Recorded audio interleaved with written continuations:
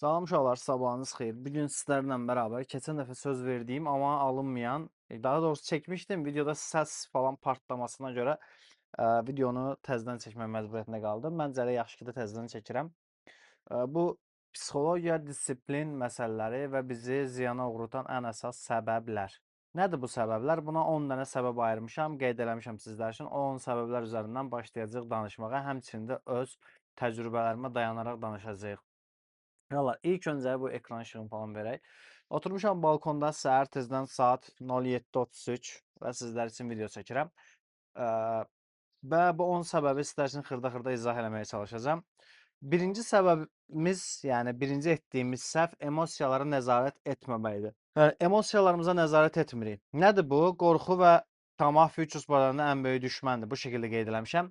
Yəni qorxu və tamahın olması. Yəni bu belə düşünək də, iş setup qurursan, bir analiz edirsən, hər şey okeydir, analizə qorxundan girmirsən və ya heç analiz eləmirsən, tamah eləyib o işləm açırsan, başa düşdün? Yəni bu tamamilə fərqli-fərqli psixolojik durumlardır. Bir qism insan var, setup'ını qurur, analizini edir, hər şeyini edir, işləm açmağa qorxur. Bir qism insan da var, nə setup var, nə analiz var, nə heç nə. Binance-a girir, elə aşağıdan yuxarı çəkir, mum oluşumuna baxır, zank deyə işləm alır. Bu iki tip insanlar var. Bu ikisi də emosiyaların problemidir. Yəni hər ikisinin də etdiyi səhvdir. Ən azından birincinin etdiyi bəlkə də pulunun cibində qalmasına imkan yaradır, amma ikincinin etdiyi vəbşə biabırçılıqdır. Yəni ona görə emosiyalara başda nəzarət eləməyi öyrənməlisən. Zaten ard-arda gələn 10 səbəb bir-birini tamamlayacaq. Yəni net şəkildə siz anlayasınız bu səbəbləri. İkinci səbəbimiz zaten birincini dəstəkləyəcək. Plansız əməliyyat açmaq. Giriş, stop, TF əvvəlcədən müəyyən edilmədən əməliyyat açmaq. Plansız əməliyyat açmaq. Məsələn, az öncə də dediyim kimi Binance-da girib o aşağıdan çəkib yuxarı baxıb işləm açanlar var ha. Bunlar elə bu sektorun qumarbazlarıdır. Yəni bunlar elə işi qumara çevirən ən böyük şəxslər elə bunlardır. Yəni sən birinci setup qurmalısan, analiz eləməlisən, öncədən giriş təyin eləməlisən, stop təyin eləməlisən, TP təyin eləməlisən, bazan analizi eləməlisən. Bunları elədikdən sonra işləmini almalısan. Amma durub heç bir şəkildə analiz yox, heç bir şəkildə nə bilim araşdırma yox. Binance-dan eşitdin yayında ki, Pirvəli dedi ki, nə bilim arbitrum uçacaq. Gəlib açıb Binance-ı arbitrumun qrafikinə baxıb, altdan o balaca bir dənə qrafik çıxır yuxarı. Onu da çəkib все, long 20x getdi. Sən qumarbazsan dostum. Sən bu sektorda heç nə qazanmayasın. Yox, bir-iki dəfə bəxtə şansa qazanmısan, elə bilirsən ki, sən yəni bundan sonra da belə olacaq. Yox. Yəni sadəcə bəxtin gətirir bir-iki dəfə və o gətirən bəxtivi də zaten o qazandığın pulda o sektor əlindən alacaq. Yəni o pul səndə qalmayacaq. Bir.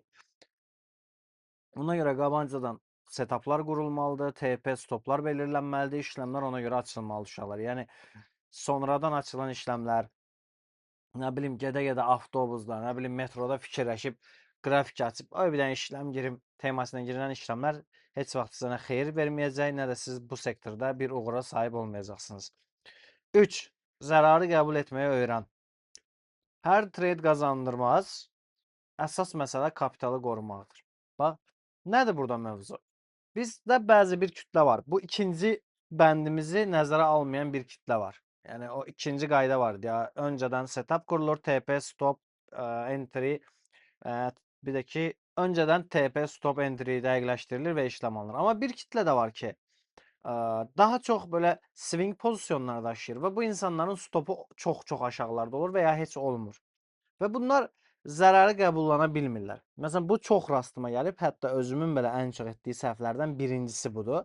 Məsələn, işləm ziyana keçir, $100, 200, 300, 500, loru dildə deyək məsələn, $1000, $2000 sən işləmi bağlaya bilmirsən. Ziyan böyüdükcə sənin zərər kəsmə o aralığın başlayır artmağa. Məsələn, $100 deyirsən ki, $50 düşsün ziyan bağlayacağam. Olur 200 deyirsən 100-ə düşsün bağlayacağam. Olur 500 deyirsən 200-ə gəlsin bağlayacağam. Bu şəkildə o zərər qətlənir və sənin də çıxma yerin artmağa başlayır. Və bir də görürsən ki, leak price və bütün pulun getdi. Bax bu ən böyük, yəni edilən axmaqlıqlardan biridir sektorda. Sən belə düşün, $100, $200, $300 ziyandasan, qolvu kəs, bazar xoşuna gəlmir, çıx. Yəni ən azından balansında olan pulun var. Yəni o pulu, itirilən pulu qaytarmaq kimi bir şansın olacaq. Amma bir də var bütün balansının getməyi, həmçinin oturub bütün balansın gedəcək o time-ı izləmək, o prosesi izləmək. Hər günü biraz da stresli keçirmək. Bunu yaşamaqdansa 100-200 də qol fikir, sabah bir gün bir dənə fürsətdə onu çıxararsan. Başa düşdün? Ağılsız hərəkət etməyə ehtiyac yoxdur. Yəni yerdə qalan balansının qədrini bil. Ziyanda gedənin deyil. Ziyanda gedən artıq sənin deyil. Onu qolu kəs. Yerdə qalanı düşün, yerdə qalanın qədrini bil və onun üstündə planlar qurmağa başla. 3 də belə getdi. 4 revenge trade etmə. Yəni revenge trade nədir? İtkidən sonra əsəbi şəkildə əməliyyat açma. Buna intiqam trade də deyirik biz. Yəni məsələn işləm açırıq. Tutaq ki, bu əsasən challenge-larda çox olur. Mənim özüm challenge-larda bunu ən çox eləmişəm. Kasamı qaldırmışam 400, 500, 600, 1000, 1500, 2000 bax qaldırmışam kasamı. Bir işləmdə olub 200-300 stop olmuşam və ya 100 stop olmuşam. Deyirəm ki, bu 100-ü qaytarım, kasamdan getdi. Başa düşdünüz challenge-dan. Halbuki mən başladığım yerin 10-15x üstündəyəm ha. Az gözlülük də burada rol oynayır. Deyirəm o itirilən pulu qaytarım. Gedirəm bir dənə stop. Deyirəm ay da nə çox itirdim. Bir də hamısını yerinə qoyum. Təzədən 3K-ya məsələn gəlsin challenge-im kəsib yenə stop. Bir dəfə stop oldunsa, yəni bu da stop olacağın miqdara görə dəyişir. Məsələn, sən 10-15 dollar stop olursansa, hə 2-3 dəfə stop ola bilərsən. Amma 100-200 dollar stop olacaqsansa, yəni 2-3 dəfə daşımaya ehtiyac yoxdur. Düzdür, burada kassa risk menecment fərqli ola bilər, amma yəni məncə o böyük məbləğlərdə stop olmaq, yəni daha da davam edib üstünə düşməyin, yəni yeri yoxdur. Bir dəfə stop oldun, artıq bil ki, nəsə problem var. Uzaqlaş, beynini toparla, ondan sonra bu işə qayıt. Dediyim nədir? İntiqam trade budur. Və ya normal trade atırsan, işlem açırsan, itirirsən, stop olursan və ya lig olursan, dadank, qıraqdan borcdan və ya qıraqda olan neyinsə pulun, kreditin pulun və ya hardansa kredit çəkib başlayırsan o itirilən pulu qaytarmaq istəməyə, o da itir. Eləmə qardaşım, Allah haqqı bu sana fayda gətirməyəcək. Mən bu sözləri söz olsun deyə demirəm. Mən ya bəziləri kimi kimlərsə kopyalayıb YouTube-dan da danışmıram. Özümün başına gələnləri sizə deyirəm. Açıram, yazıram qeydi, 10 dənə məsələn qabaqcadan ssenari yazıb hazırlaşmıram. Mənim ssenarim yoxdur. Mən öz həyatımdan keçənləri sizə danışıram və istəyirəm onlardan da sizə az-çox nələrsə anlaşılsın, ibrət olsun ki, sizlər də eyni səhvləri eləməyəsiniz. Keçək bir sonrakına. Bizim 5-ci mövzumuz. Risk idarəsini pozma. Bir trader üçün bütün balansı riskə atmaq düzgün deyil. Bax, risk idarəsini pozma. Bu nədir? Ən çox elədiyimiz mövzulardan biri. Bax, bunu risk idarəsini pozma deyəndə bizdə məsələn bəziləri açacaq YouTube-dan nə öyrənsə şablon şəkildə onu püləyəcək. Bu deyil uşaqlar. Risk idarəsini pozma və bütün balansını riskə atma. Məsələn, buna ən gözəl örnəyim. Mən sizə 100 min dollar, 10 min dollar, 20 min dollarla trade edirsiniz kimi danışmayacağım bu videolarda. Çünki sizin zaten kasalarınız küçüktür. İnsanlar sizə belə danışırlar. Kasavın %1'ini riskə atırsan, o %1'in %1 ilə. Anlamadıkları bir şey var ki, bu finans sektorunda yüklü, yəni belə deyək də, daha yüksək səviyyələrdə, daha potansiyel olaraq böyük traderların alacağı risk menecment şeylərdir, qaydalarıdır, qızıl qaydalarıdır. Qızıl qaydalar yəni bizim o hal-hazırki sektorda olan xırda kilkə balıqları, yəni 10, 100, 200, 500 min dollarla trade edən kitlələr üçün deyil o qızıl qaydalar. O qızıl qaydalar daha yüksək balansları olan, daha böyük traderlar üçün yaranmış qızıl qaydalardır. Adamın 1 milyonu, 100 mini, 200, 500 mini var və o %1 ilə trade atır. Zaten %1 gəlir oranı onun üçün böyük məbləğlər deməkdir. Sənin 1000 dollarının %1 ilə eyni qiyaslanmır o mövzular, başa düşdünüz? İndi mən sizə buradan yola gedərək deyirəm. Sənin 100 dolların var, 50, 20 fərq eləmir, 1000 dolların var. Sən bir pozisyon açırsan və bu pozisyonda yəni 30, 40, hətta 50, 200, 500 dollar TP alırsan deyək. Sən o TP-ni təzən o pozisyona soxma qardaşım. Yəni sən 100 dollar qoymuşdun, 100 dollar qazandın, 200 oldu balansı. 200 ilə işləmə girmə. Yəni o 200-ü təzədən ora soxma, çək o 100-ü oradan. O 100 sənin artıq sığortandır. Yenə də 100 ilə davam elə. Sən zaten 200 o 100 ilə eləmişdin. Anladın?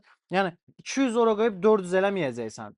Yəni 100 ilə davam elə, xırda-xırda. Çünki sabah o 100-ü itirmənin durumunda sığorta balansın var. Bunu nəzərə al. Yoxsa bu o demək deyil ki, risk management, pulu itirmək. Mən durub burada sizə xırdalamayacağım. %1 ilə gir, o %1 ilə gir. Mənim də qabağımdakı izləyicim deyir ki, Orxan Hoca dedi ki, %1 ilə gir, %1 ilə gir. Mənim 100 dollarım var. %1'i bunun nə qədər eləyir? %1'i 100 doların 1 dollar eləyir.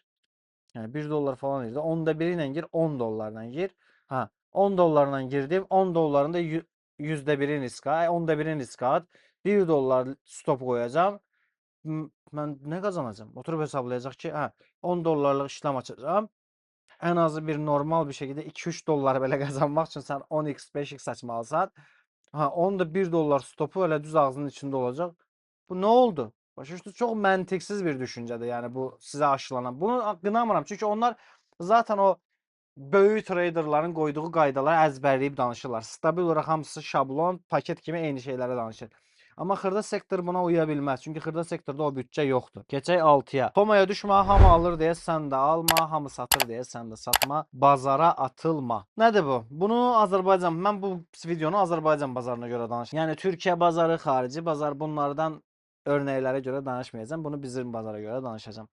Hamı alır deyə sən də alma. Məsələn, Azərbaycan bazarında ən çox eşidilən XRP, Doge, Shiba, Pi. Niyə ən çox bunlar bizim dilimizdə var? Çünki bu hal-hazırda bu dediyim coinlər sektor olaraq bütün dünyada danışılan coinlərdir. Bütün dünyada. Yəni sən haranı açsan, orada XRP, Doge, Shiba, Pi'ni görəcəksən. Niyə? Çünki bunlar PR marketing coinlərdir. Zaten qazanc verməyən coinlərdir bunlar. Yəni zamanında qazandırıb, Doge'si, Shiba'sı zamanında qazandırıb. XRP yəni bəlkə qazandırıb ön satışından alanlar, amma Doge, Shiba zamanında qazandıran projelərdir. Amma bunlar hal-hazırda o potensialda deyillər. Amma niyə bizim millətin dilindən düşmür? Çünki bizim millətə onu çatdıranlar hələ o səviyyədə inkişaf eləməyiblər ki, hansısa bir fərqli marketinq projesini araşdırsın, onun datalarını çıxara bilsin. Və ya da qorxurlar ki, dedikləri proje batar eləyər, millət bunlara inanmaz. Çünki araşdırma yoxdur. Hələ hər kəsin dediyini deyək. Zaten XRP yüksəlir deyib 2 dollardan 3 dollara çıxsa deyəcək ki, bu XRP yüksəldi. Amma anlamırlar ki, kripto sektorunda bu yüksəlişlər yəni heç bir şey deməkdir ya, heç bir şey. Yəni kripto sektorunda 5-in 10 olması və ya 15 olması heç nə deməkdir. Kripto sektorunda 5-in 500 olması məsələdir. 5-in nə bilim ən pis ehtimalda 100 olması, nə bilim bu şəkildə yüksəlməsi bir məsələdir. Yoxsa 5-i 10 eləmək, 5-i 20 eləmək kripto sektoru üçün bir şey deyil. Hətta 5-i 50 eləmək belə, yəni bir zamanlar kripto sektoru üçün heç nə idi. Ona görə də hamının dediyi XRP deyir, Doge deyir, Shiba deyir, o dedi onu aldım. Qardaşım eləmə. Yəni hər kəsin məntiqsel olaraq da düşünsən belə, hər kəsin bildiyi bir şey hər kəsə qazandırmaz. Yəni çünki bunu hər kəs bilirsə, deməli burada artıq qazanılan çoxdan qazanılıb. Sən nəyi tapmalısan? Az danışılanı, az bilinəni tapmalısan. Yəni gedib Doge, Shiba'ya yatırım eləməyin anlamı yoxdur. Hələ bir kitlə var ki, onları heç vəbşə yəni danışmağa dəyməz. Shiba'da oturub 1 dollara gəlməyin gözləyirlər. Yəni bunların market cap anlayışı yoxdur. Bunların kilitli token falan anlayışı yoxdur. Yəni bunlarda bu yoxdur yəni. Bunlar sadəcə qulaqdan dolma fikirlərlə 1 dollara gəlməyi gözləyir və gedir 10 dollarlıq, 20 dollarlıq Shiba alır 300 min, 200 min. 1 dollara gələcəyi durumda 200-300 min dollar qazanacağını düşünür. Qazanacaqsan qardaşım, ala. Qazanacaqsan. Marketinq də onu deyir. Marketinq deyirəm, market də onu deyir. Yəni ona görə belə şeylərə inanmayın uşaqlar. Az bazarı araşdırıb öyrənmək lazımdır bu şeyləri bilmək üçün. Hələ bəziləri Pigdə Simpsonların falan kəhanətinə baxır və o Simpsonlar barədə bu arada açıqlama var. O qəti bir şəkildə Pi ilə əlaqəli bir video deyil. O videonun bəzisi montajlıdır, yəni sonradan yaradılmış videodur. Detaylı olan videodakı Pi ilə bağlı heç bir şey yoxdur.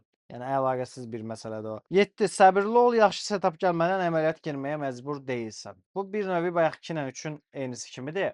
Yəni abi bugün işlem almadım. Abi bugün işlem almayaq. Abi işlem olacaq. Abi işlem alırıq. Bugün də işlem alıram. Bugün də hər gün işlem almaq məcburiyyətində deyilsən qardaşım. Hər gün işlem alınmalıdır deyə bir qayda yoxdur. Özüm elə olur həftənlə işlem almıram. Elə olur bir ay işlem almadığım olub. Bazar bağlanacaq deyə bir qayda yoxdur. Yəni artıq kripto və ya forex sən işlem almayacaqsan 10 gün sonra bitəcək deyə bir qayda yoxdur. Hara tələsirsən? Setup görməmsən alma da işlem. Yəni nə məcburdur mütləq işləmə girəsən hər gün? Bugün işlem almayacağam. Bugün setup görmədim. Heç açır baxır uyğun bir şey görmür. Özü özünü inandırmağa çalışır ki, burada setup görürəm. İnanın bəlləri çoxdur. Mən yayında da məsələn açıram. Qrafikə baxıram, qaqaş ora baxıb deyir ki, Tobo var, Obo var. Qardaş nə Tobosu, nə Obosu, sən nə danışırsan? Və bildiyi stabil olan şeylərdir. Yəni Tobo, Obo, Mobo, nə bilim formasyonlar, hazır gəlib formasyonlar. Engulfing, nə bilim Hammer, bunları danışır. Bunlardan özlərinə təsəlli verir ki, belə bir şey tapsın. Yox deyə qardaşım, yalandan özünü aldatma. Yəni burada işlem giriləcək setup yoxdur. Həqiqətən ola bilir. İşlem girilə bilməyəcək setuplar olmaya bilər. Günlərlə bir qrafik sənə işlem verməyə bilər. Məcbur deyilsən sən hər gün işləmə girəsən. Yəni biraz zaman ayırmağı bil, işləmlərə girməyə özün üçün zaman ayır. Hər gün işləmə girmə, biraz başını sakit burax. Mütləq deyil hər gün işləm alasan. 8. Overtrade etmə. Overtrade nədir? Çox əməliyyat etmək daha çox qazanc demək deyil. Bizdə bir kitlə var, bunu biraz yaxın söhbət edək. Bizdə bir kitlə var, şey bilir. Elə bilir ki, işləm çox açacaq. İşləm çox açanda da çox qazanacaq. Qardaşım, çox işləm açmaq çox pul qazanmaq deyil. Yəni sən çox işləm açmaqla, gündə çox işləm açıb bağlamaqla çox pul qazanacaqsan deyilsən. Belə bir qayda yoxdur ki, çox işləm açıram, çox pul qazanacağam. Çox işləmin çox riski, çox itkisi, eyni zamanda çox qazancı da ola bilər. Okay. Amma bu hər gün çox işləm açıb çox qazanc əldə edəcəm məntiqi deyil. Birincisi, çox işləm açmaq çoxlu analiz, çoxlu araşdırma tələb eləyir. Demək ki, sən çox işləm açırsansa, demək ki, sən başdan ötərə bu işi edirsən. Çünki bir gündə maksimum 3 və ya 4 pozisyon tutmaq olur. Ən belə baba araşdırma ilə heç gözünü ayırmasan, heç şeyə vaxt ayırmasan 5 dənə pozisyon falan taparsan. Amma bizim qardaşımız 10 dəfə, 20 dəfə işləm açıb bağlayır. Nə sənsən? Yapay zəka botusan, yoxsa indikatorsan, nə sənsən? Yəni bir işləm açıb bağlamağın şeyi var da, setup'ı var, araşdırması var. Qurandan olsun mən analiz edirəm, analizimi eləyənə kimi ən azı saat yarım 2 saatım keçir ki, bir dənə qrafikdə işləm tapım. Qaqama baxıram şak şak şak şak şak şak şak şak işləm açıb bağlayır. Sonra da gəlir ki, abi qurban olum şey X coin-də tərsdə qalmışam. Bir dənə bax da qrafikinə. Nə edirsən? Yəni nə yaşayırsan? Yəni hara tələsirsən də, yəni dalınca qaçan var. Yəni deyəcəm ki 60 yaşım var. Bugün bu 3 ildə vurdun, vurmadın önce ayağı torpaq gözləyir. 63-ə kimi vurub vəsiyyət qoyub gedəcəksən. Hara tələsirsən də, nə olub? Yəni 3 aya, 3 il, 5 il əvvəl bunu onsuz da bilmirdin də sən. Hələ bir ki bilmirsən kimi say da, yoxdur kimi say. Bir öyrən də, bir özünü bir tanış elə də bundan da. Sonra gir də bu işə belə. Yox, qaqam bütün pulunu qoyub burada batırmalıdır. Durmadan girməlidir, borca düşməlidir. Axırda da sonra da kimsə gəlib kriptodan danışanda, yox qaqa, boş şeydir kripto. Qumar kimi deyə qardaşım, orada qazanc yoxdur ki, mən şəxsən professional şəkildə məşğul olmuşam. Yəni qardaşın orada 30-40 min itirib də, yəni boş şeydir kripto. Qarşıdakı bilmir axı, o da sorğulaya bilmir ki, qaqa niyə itirmisən? Başa düşdün? Ya bilmir ki, bu özünün loxdur, başa düşdünüz? Bu yəni buranı qumar kimi eləyib, bu itirməyə girib bura vaxtında. Ona görə də belə-belə insanları doldururlar sektorlara qarşı, işlərə qarşı. 9. Strategiya və güvən hər şam dəyişəndə qərar değişmə psixologiyanı qoru. Bu ən çox edilən səhvlərdən biridir. Qaqam analiz edir, setup, okey, 4-4-lük qrup. Bir dənə məsələn setup'ında okey, hər şey hazırdır. Mum görür ki, məsələn, nəsə formasyon görür və ya mən özü məsələn Bitcoin-də short setup'ı qurub, yayına girir, baxır filan kəs long deyir. Onun sözünə görə gedir işləmi bağlayır, setup'ını dəyişir, shortunu bağlayıb longa çevirir. Başa düşdün? Mən eləmişəm bunu şəxsən. Ya bir ya iki dəfə eləmişəm. Kripto Kəmalə baxıb eləmişdim. Demirəm amma Kəmal zəif traderdir. Prosto yəni tutmamışdı. Onda yəni mənim analizim daha doğru idi da. Ona baxıb eləmişdim. Birində ki, ChatGPT ilə eləmişdim. ChatGPT ilə analiz eləmişdim. Özüm məsələn qızılda long düşünərkən ChatGPT satış çıxarmışdı proqnozun. Özümü sorğulayıb ChatGPT-nin elədiyi analizə daha çox üstünlük vermişdim. Və bu iki analizim məni yanıltmışdı. ChatGPT yaxında olmuşdu. Bu Kripto Kemal mövzusundakı coin mühəndisində işləyən vaxtımda olmuşdu. Ondan sonra qəti bir şəkildə heç kimin dediyinə diqqət eləmirəm. Öz setup'ım nə deyirsə onu eləyirəm. Setup'ımda da ki, zaten gələcək videolarda sizin üçün şey danışacağım. İşləmə girilmənin ən mükəmməl püf nöqtəsi ki, bir işləmdən necə ziyansız qurtulmaq olar. Necə futures tradingdə zərər etmədən işləmləri daşıyıb bacardığımız qədər maksimum dərəcədə xeyirli bir şəkildə işləm almaq, qazanclı çıxmaq olar bu sektordan, onu danışacağam. Yəni bunu eləmişəm özümdə. Qəti şəkildə bunu eləməyin. Analiz elədiniz, setup'ınızı qurdunuz, setup'ınızı sadiq qalın. Hə, məsələn, beyninizi qurcalayan məsələ varsa da, onun dediyində həqiqətən məsələn true bir mövzu varsa da, gedin araşdırın, dəqiqləşdirin, biraz baş yorun. Görürsünüz ki, həqiqətən də doğru səbəbləri var, çox detallı, incə səbəbləri var. Onda məsələn stopları məsələn yaxına çəkmək kimi bir şey eləyə bilərsiniz. İşləmi bağlayıb tərs yöndə işləm almaq qəti şəkildə eləmirsiniz. Gedək 10-cu, sonuncu mövzu. Zehni və fiziki vəziyyətinizə diqqət edin.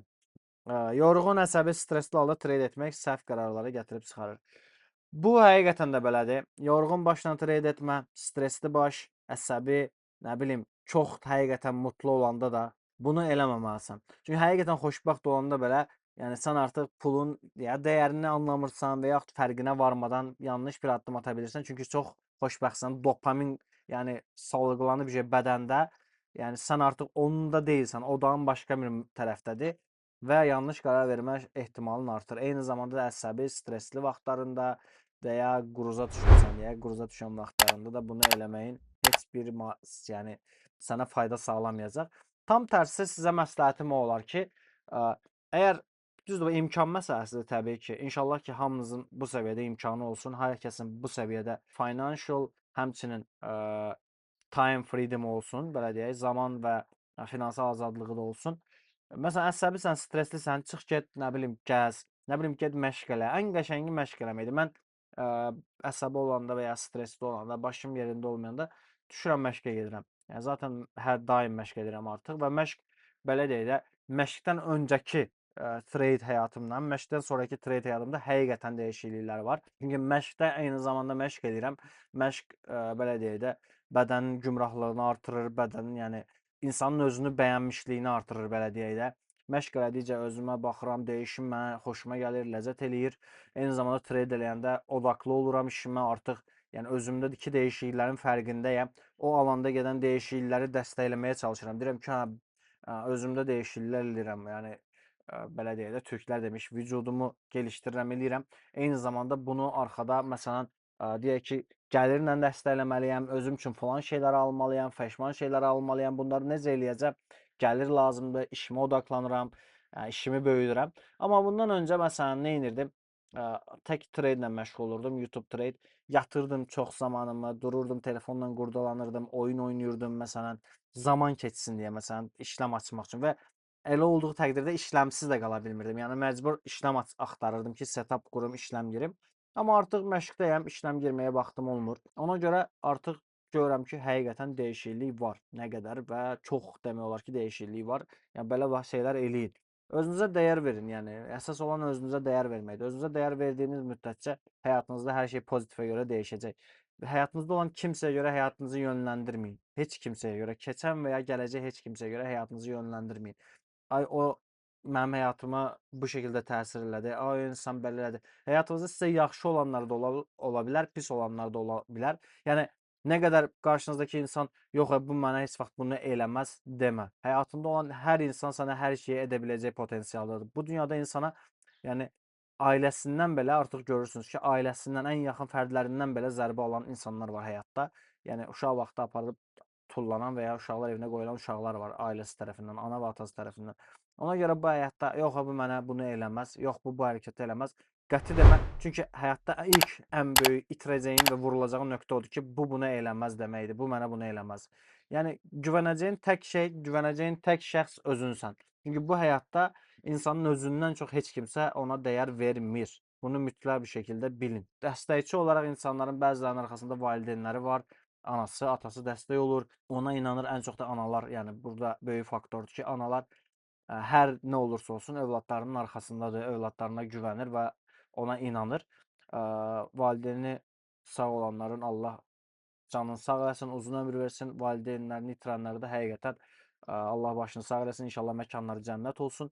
Yəni dediyim odur ki, yəni siz nələrisə bacaranda ilk öncə özünüzə dəyər verin. Özünüz üçün bunu düşünün, eləyin. Daha sonra qıraq fərdləri və ya qıraq durumları nəzərə alın. Videonu çox uzatmayım. Videonu burada bölürəm dostlar. Artıq bitirək. Növbəti videoda görüşərik inşallah. Ümid edirəm video xoşunuza gəlmişdir. Video həqiqətən sizə az da olsa bir fayda sağladı. Bu qədər vaxta qədər izləyənlər böyük ehtimal ki, çox az olacaq. Bura kimi izləyən sənə həqiqətən respekt. Çünki sən bura kimi gəlmisənsə, demək ki, nələrsə həqiqətən inanırsan və güvənirsən özünə və nələr üçünsə çalışacaqsan. Amma o buraya izləməyib yarıdan çıxanlar, onların da hələ həyatı yarıda qalacaq eyni şəkildə.